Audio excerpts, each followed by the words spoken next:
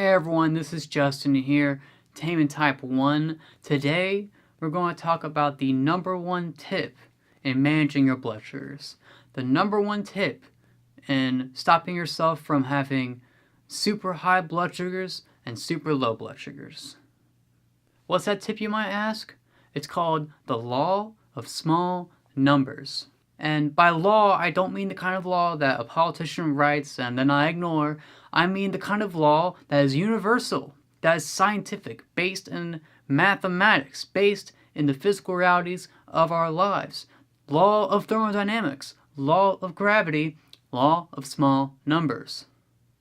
This is a term coined by suspected Sith Lord Dr. Bernstein, who has been managing his diabetes for many years based on this law. And essentially it goes like this. Small inputs mean small mistakes. And consequently, large inputs can mean big mistakes. To put it another way, let's say you're driving a car. You're on the highway, you're cruising around, and you're trying to merge into the next lane. What do?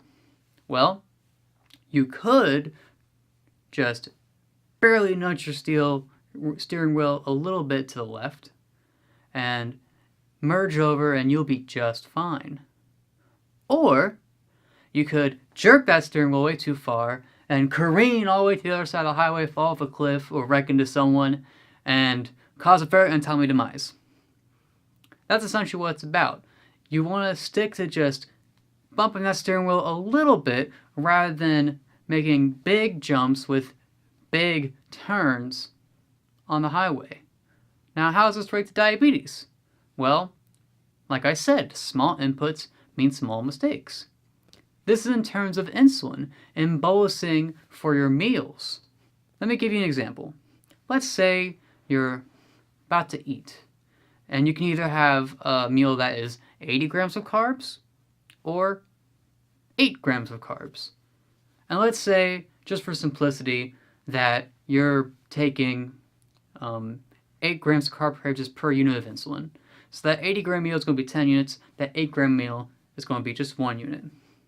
Now, food labels are allowed to be about 20% off above or below, and same with restaurants, even more so, because they're not going to get 100% right every time.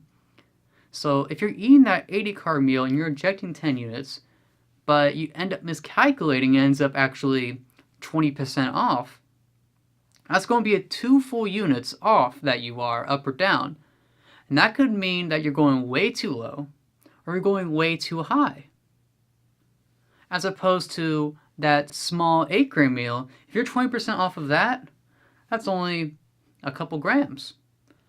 You're not going to be off much at all. You might be off just 0.2 units of insulin off, meaning you're not going to go that high and you're not going to go that low. In the worst case scenario. That's what the law of small numbers means. Small inputs mean small mistakes, big inputs mean big mistakes. After all, the more insulin you take, the more variable it's going to be. It might hit you sooner, it might last longer. It's a lot less controllable than a smaller dose. And again, it applies to food too.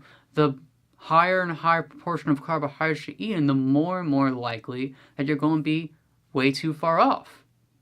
It is much easier for your blood sugar and for your well-being to simply lower the amount of carbohydrates you need, lower the amount of insulin you need to avoid going too high and to avoid going too low. Very simple, isn't it?